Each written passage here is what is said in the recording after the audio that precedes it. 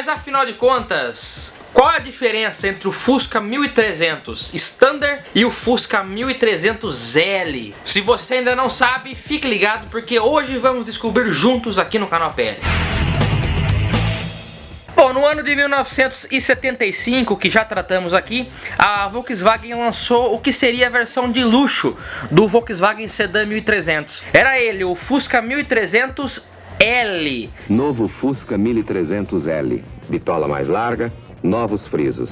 E o 1300 e o 1300L até hoje causam confusões. Eu resolvi fazer esse vídeo porque estava conversando com uma determinada pessoa dos últimos dias atrás aí, e ela estava me contando que ela tinha um Fusca. Tinha o Fusca e ele era 1300, mas era um 1300 mais forte, era aquele L, 1300L. Falei, não, o 1300L ele mudava acabamento, o motor em si era o mesmo. Enfim, ele ouviu aquilo, mas parece que ele não assimilou muito bem o que eu havia dito e continuou a dizer, não, ele era mais forte sim. Eu não quis discutir e falei, então tudo bem, era mais forte mesmo. Mas sabemos que não era mais forte, o motor 1300L não existe. O que existe é simplesmente o motor 1300 que equipou os Fuscas de sempre e o Fusca 1300L também. O que diferenciava as duas versões eram acabamentos e um detalhe também da suspensão. Vamos ver agora quais eram as diferenças. Então, quando você vê aí um motor anunciado como motor 1300L, simplesmente a pessoa está querendo enganar você ou ela não sabe o que está dizendo. E também a caixa de marchas é a mesma. O Fusca 1300 usa caixa de câmbio reduzida a 8,35 e o 1300L também. O que muda a caixa é o Fuscão 1500, que usa o câmbio da Brasília, que é o 833. O Fuscão, o Super Fuscão 1600S não usa o câmbio do SP2, também como dizem. É o mesmo câmbio da Brasília 833. Na minha opinião é um câmbio muito equilibrado e um câmbio muito bom. Então o Fusca 1300L é o mesmo conjunto mecânico do 1300 Standard. Basicamente o que a Volkswagen fez foi disponibilizar o Fusca 1300 com alguns itens opcionais do 1500, porque muitos Fuscas na época, 1300, eram vendidos para a frota, então não havia necessidade nenhuma de ter luxo. Era carro para Telesp, enfim, para empresas, para carros para frota realmente. Então, para quem quisesse um Fusca 1300 porque gostava, tinha que se contentar com a versão standard, ou então partir direto para o 1500. E eu não sei porque alguém iria querer o 1300 ao invés do 1500, mas enfim, por questão às vezes de economia, o 1300 é mais econômico, o 1300 já tá bom. Foi lançado então a versão 1300L. E nele, o padrão de frisos externos era igual o do Fusca 1500. Com aquele friso no estribo, nas laterais, nas janelas e no vidro traseiro. O vidro traseiro, a janelinha ali, ela era fixa, não era basculante igual no Fuscão, mas ela tinha friso. Tinha o friso ali também no capô e a capa de seta cromada, coisa que no Standard não havia. Pra gente analisar a foto do manual do Fusca aí da época, é um Fusca Standard. Note-se pela ausência de frisos no capô, ausência de frisos no estribo e a capa de seta aí na cor do carro. Mas uma das grandes diferenças que diferenciava realmente essas duas versões era na traseira, porque as lanternas passavam a ser iguais à do Fuscão 1500. Na minha opinião, a lanterna mais bonita da década de 70 usada no Fusca. Mais bonita que a menorzinha e mais bonita do que a Fafá. É essa aí, a pata de cavalo, como chamam, ou capelinha, ou canoa. É essa lanterna aí, que é a lanterna do 1300L e do 1500. E já vinha com a luz de ré, que no caso do Standard não havia. E nessa época era a melhor combinação realmente, porque a partir de 75 a lanterna passou a ser com a seta vermelha, não era mais laranja. Até 74 ela era com a seta laranja. A partir desse ano já passou a ser vermelho, muito bonito na minha opinião. Já o 1300 seguiu com a lanterninha sem luz de ré, que era a mesma desde lá dos anos 60, porém agora totalmente vermelha.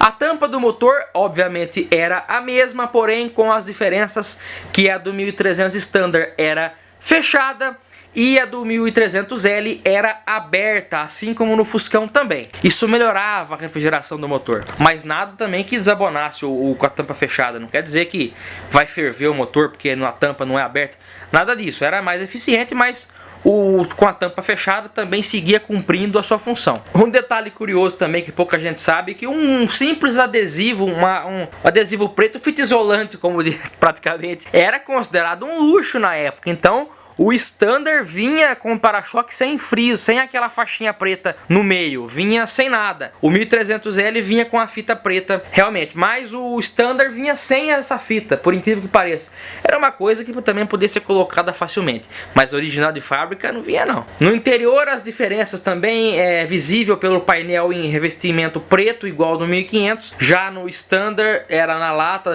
variando com a cor do carro, né? Não havia revestimento. E um detalhe também é que o aro do velocímetro do Standard, tanto do velocímetro quanto de combustível, são pintados na cor prata. Muita gente pensa que foi pintado porque o cromado desbotou. Nada disso. O aro do velocímetro do Fusca 1300, ele é pintado de prata desde o primeiro 70, segunda série lá, ou modelo 71, como queiram, até os primórdios ali dos anos 80 é pintado de prata sim. E já no 1300L ele passou a ser cromado como no Fuscão. E os bancos, embora fossem os mesmos, os tecidos eles tinham algumas diferenças assim. A Volkswagen cada ano alterava o tecido de ambas as versões, mas dava para ter uma certa ideia. Normalmente o tecido do banco do Fusca básico, Standard, era o tecido do Fusca 1300L do ano anterior, sem nenhum detalhe. Então era basicamente assim, o que sobrava do ano anterior do 1300L ia pro Standard daí no corrente ano. Mas agora uma das maiores diferenças é que pouca gente fala, a gente fala às vezes, né? Ah, a 1300L muda o acabamento, mas muda também a suspensão. Se por um lado não muda o conjunto mecânico como motor e câmbio, muda sim a suspensão. O Fusca 1300L ganhou a suspensão do Fuscão 1500, que era a suspensão de pivôs, uma versão melhorada das antigas suspensões por embuchamento dos Fuscas da década de 60. Então o Fusca Standard usava ainda a suspensão por embuchamento e o 1300L usa suspensão de pivôs. Essa é uma diferença muito interessante que dava maior conforto realmente e absorção de impacto para o Fusca. E como a suspensão é diferente, o cabeçote ali do chassi da suspensão, conhecido por muitos como cabeça de porco, também muda porque é diferente a furação.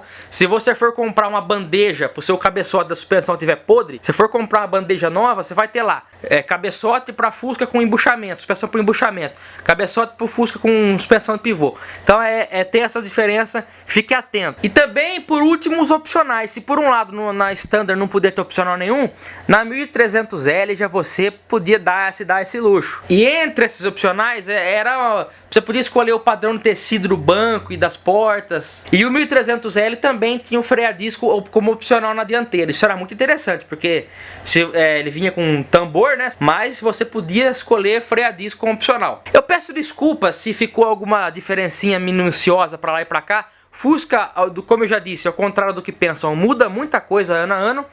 E eu não sou um profundo especialista em Fusca. Então às vezes tem algum especialista da internet que vai falar, faltou isso, faltou aquilo. Essas são as principais diferenças entre o Fusca 1300L e o Fusca 1300 Standard. Espero que vocês tenham gostado desse vídeo e espero vocês no próximo aqui no canal PL. Um grande abraço a todos e até o próximo vídeo. Tchau, pessoal!